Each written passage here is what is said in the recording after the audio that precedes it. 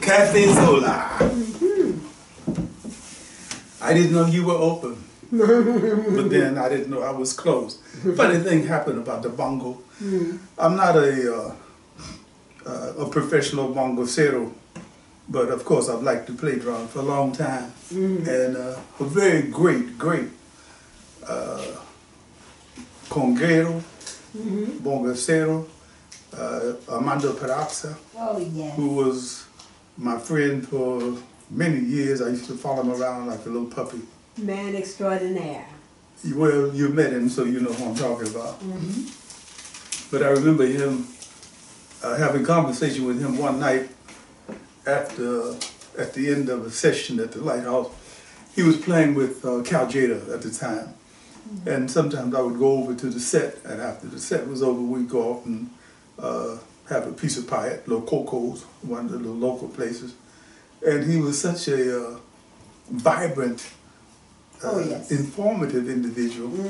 I was trying to pick all the drum seekers I could pick from him, like, you know, how do you play fast and how do you put rhythms together and so forth. The first thing he told me, I was asking, you know, why are you, Armando? Why would you pick the conga? Somebody got to do it. He did do it. Somebody got to do it. So, Mongo, Francisco Aguabella, Carlos Patata Valdez, Tata Weenie, I mean, you know, these great conga, they all loved Armando because he was full of that kind of comedic wisdom, so to speak. I remember one night up in San Francisco, he was playing at the Matador Room with Cal Jada. And as usual, at the end of the set, San Francisco, unlike LA, was open all night. He was playing in North Beach. And at the end of the set, we just went out and, you know, and shepherded the dawn in, so to speak. And I was asking him about playing, you know, rhythms. And, you know, being from Cuba, he had some rhythms that I hadn't even thought of, but then I had some rhythms he found interesting. I used to try to play what was happening on every street corner on a four block corner. Like 4 corners of a street. You know, the light is changing over here, click, click, and somebody's beep, beep, blowing that horn over here, and somebody's in a hurry to do something over here, and put it all into a rhythm, you know, like a 4-corner rhythm. And we got to talking about that. Like, well, you know, you once said somebody has to play the drum, but I mean, what's going to happen when you die? He says, well, you know, somebody's going to take my place. And I thought, that'll never happen. And so far it hasn't. But that has nothing to do with the reading this evening from This is true. From the African Times newspaper, from my column, Media Watch, published in the African Times. In the African Times newspaper. There you go. The publisher was my friend Charles Anyiam. The title of the column was, as I said, Media Watch. Right. And it was my job to watch the media and make comments. For that. I tried to put a sexy little title on each one of the pieces that I wrote. Sometimes I succeeded, sometimes I didn't. Okay. But it didn't matter because somebody's got to do it. That's right. And I did. This one is called Ricochets. Ricochets. I'm drinking tangerine juice. It's wonderful. Hey, could you give me some more? Tangerine juice? Yeah. Look in the fridge and you see a small bottle labeled tangerine juice. Okay. If you pour just a bit in that glass, you'll see the tangerines curl up in the top drawer there on the right side, in the back. The drawer on your right. On the drawer, that's the top drawer. Okay, Yeah. look there. Uh-huh. It's next to the hot sauce. Next to the hot. Next to, right there, keep going down. There you go, you're on your way. Mhm. See there? No, that's not it. Oh, I see it. This I it's see got this label, I see tangerine juice. Yes, okay. And hey, that looks like that's enough of that. I see the tangerine curdling up, so you don't have any worms in this or anything, see? No. Uh-oh, you stuck your finger in it. This ought to be great. Yes, indeed. For you. I'm doing this because I've had a very marvelous tickling in my throat for the Oh, have last you? 15 days. Okay, gotcha.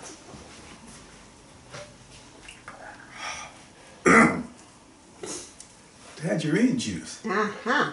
The title in the last issue of the African Times Media Watch took a quick look at the African presence in our popular media and discovered, amazingly, a void.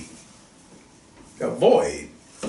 We are still basically in a voidscape, filled with the news of a tragedy, a natural catastrophe, a war, a coup, or the latest Tarzan release.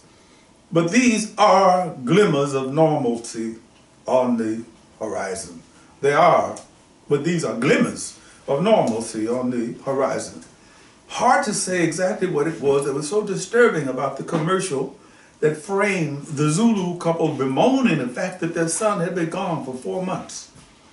After thousands of hours of practicing self-defense against the manipulations of the tube, defensive antenna automatically shoot up whenever Hollywood flashes its ethnic raincoat open.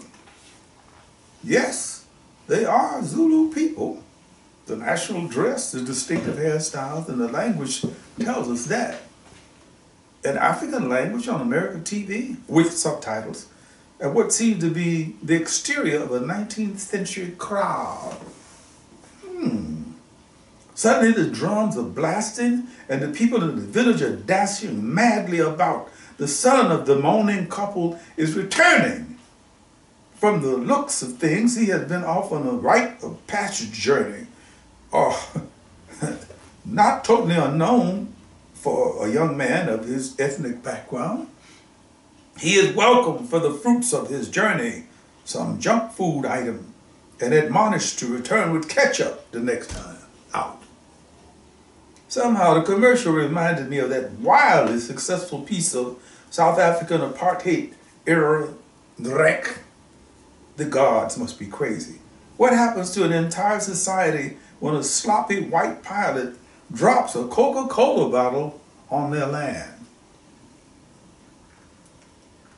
Oh, God. I refuse to accept the premise that a Coca-Cola bottle would accomplish what the Dutch Boers tried to do when they made the indigenous people fair game. Maybe that was the disturbing connection, the idea of usurping a vital element of the Zulu man's cultural frame of reference to push French fries or whatever. And to be admonished to remember to return with ketchup next time. Wow. Other places. Please go stand in the corner and chant if you missed it. I will attend the Spring Festival of World Music next time. I will attend the Spring Festival of World Music next time. The World Music Festival, presented by the UCLA Department of Ethnomusicology and Schoenberg Auditorium from May 28 to June 5th, 1998. Music of the Near East Balkan. Afro-Cuban music. Adupwe, Compañero Francisco Aguabella. Music of Japan, Korea, music and dance of West Africa. Kobla Ladzepo, director. The World Jazz Ensemble, music of China, Mexico, Bali. African American music, gospel, tablas. North American Indian drumming. Kobla Ladzepo and his brother Alfred have been influential figures on the academic scene. They've been at Cal Arts since 1975. These are Ave brothers from Ghana. And could have followed Babatunde Olatunji's path into the recording studio if they had chosen to go that route. African and African-based music, which takes in the whole planet, and vital information is being exposed by a brother on Monday, on Saturday, every Saturday at 3 p.m. for 2 exhilarating hours on KPFK. This is Brother Monday on Saturday and Sunday. Get that? Listening to the show will give you a more fully rounded view of the earth. Why it's important to pay attention to some rumors. We exchanged skeptical glances behind Haile's back after he finished telling us about the conflict between Eritrea and Ethiopia. It happened last month at a birthday party at Andy's house. War between Eritrea and Ethiopia? About what? About this strip of borderland between the two countries that the Italians had arbitrarily remapped years ago during their imperialistic plunge into Africa. Why wasn't that information given us in the daily papers? Maybe they didn't know.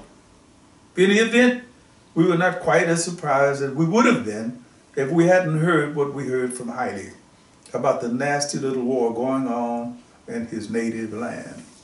That little strip of ground between Eritrea and Ethiopia.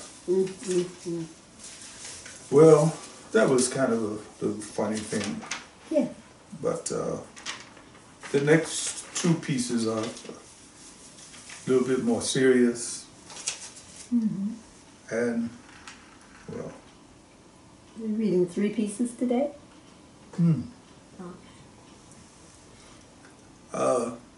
The title is Lynching of Another Blackman, and the trend continues. This is 1998, June 15th. Randomly, the incidents flashed through the media. Churches burned, African-American teenagers targeted by the cigarette liquor cartels. An Ethiopian man has his head bashed in by skinheads up in Oregon. And African-Americans is doused with kerosene, fried alive, and beheaded in Virginia. A black teenager is hung in Alabama. A Haitian immigrant is brutally sodomized with the handle of a toilet plunger in a New York police station. An African-American citizen is tased and lasered by a policeman like a beast without a soul. Los Angeles, as a result, hosts a riot that runs into the millions. A young girl is murdered over a dispute about a container of orange juice. It's videotaped. The killer gets a slap on the wrist, almost. Flashing back a bit, a young black boy visiting relatives in Monday, Mississippi, says something to a white woman and has his skull crushed and is thrown into a river for his impertinence. We filed past his open casket when his body was returned to his Chicago. It's hard for me to read this because I was one of the people who saw Emmett Till in his casket. We filed past his open casket when his body was returned to Chicago.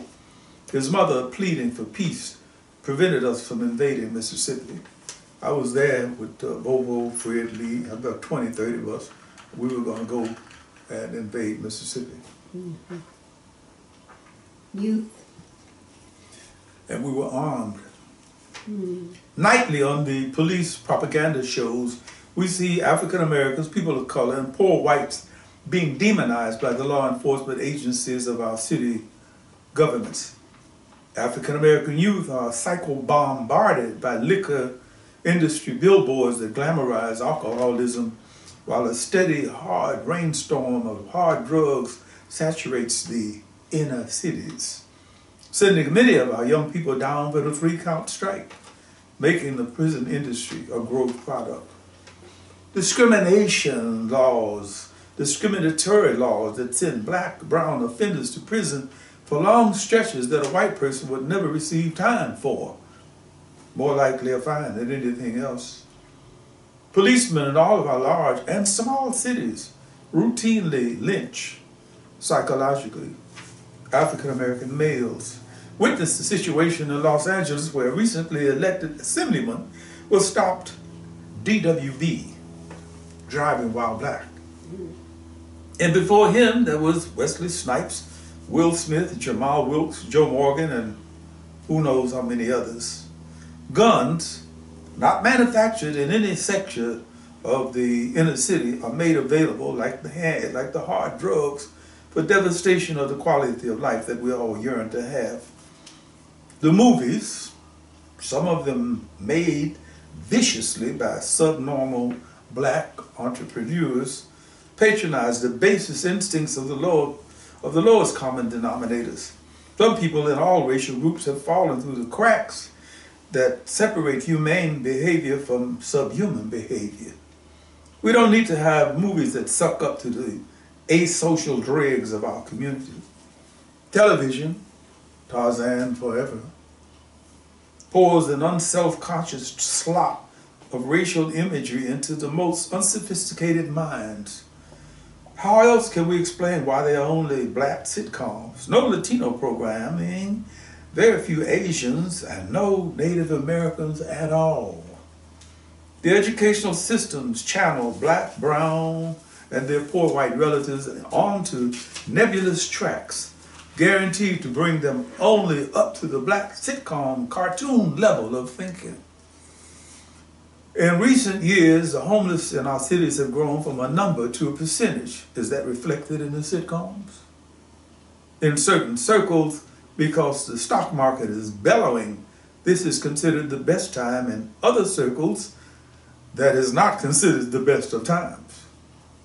Japanese survivors of a flawed wartime hate mood are granted compensation for the indignities they suffered. African Americans appeals for compensation for the hundreds of years of unpaid slave labor are shunted onto a siding. A man is beaten, chained by the ankles to the back of a truck and dragged to shreds. It doesn't take Johnny Cochran to prove that justice is not alive and well in the land of the brave and the home of the free. There is work to be done. Black lives do matter. The final column in this series was something I'm called Windows 98. Randall Robinson's book,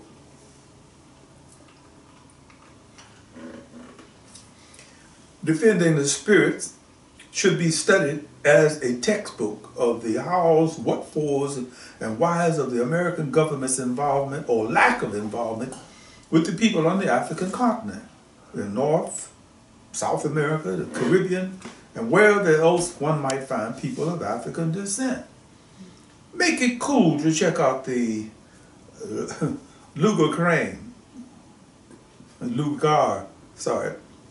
Lugar, Representative Philip Crane, Senator Richard Lugar, as an example of the kind of devious chicanery that Randall Robinson, president of Trans-Africa, unmasks in his book. The book, remember, was Defending the Spirit. The bill is euphemistically called the African Growth and Opportunity Act. In reality, it is an invitation to unleash the corporate pit bulls on Africa's long-term economic, political, environmental, and social interests. In plain language, the bill is saying, if you do what we tell you to do in the ways we tell you to do it, we'll take advantage of your cheap labor, your cheap national resources, and promise you that the majority of your people will not benefit from our enlightened interest in any way, shape, form, or fashion. Furthermore, to add injury to the insults, the Lugar-Crane bill would allow Africa-USA trade zones, or a NAFTA for Africa, that would grant Big Brother the rights to dump cheaply made U.S. agricultural products on local markets, knocking down local farmers and other small businesses. Been there before? This is 2019. This was 1998. Additionally, by lowering the gate for the corporate pit bulls, American companies would be encouraged to relocate to Africa, meaning loss of American jobs, serious exploitation of African workers, and massive damage to the environment. Sounds like the apartheid canker is being resurrected under another name. Randall Robinson deals with a number of Lugar-Crane bills in his book. Read it and get as angry as he is. And after the anger passes, use the spirit that he infuses to do something constructive with the anger. Click. Ethiopia and its former province, rebellious ally Eritrea, at war over a slice of borderland. Brothers and sisters killing each other because of false pride. That's all it's about, pride.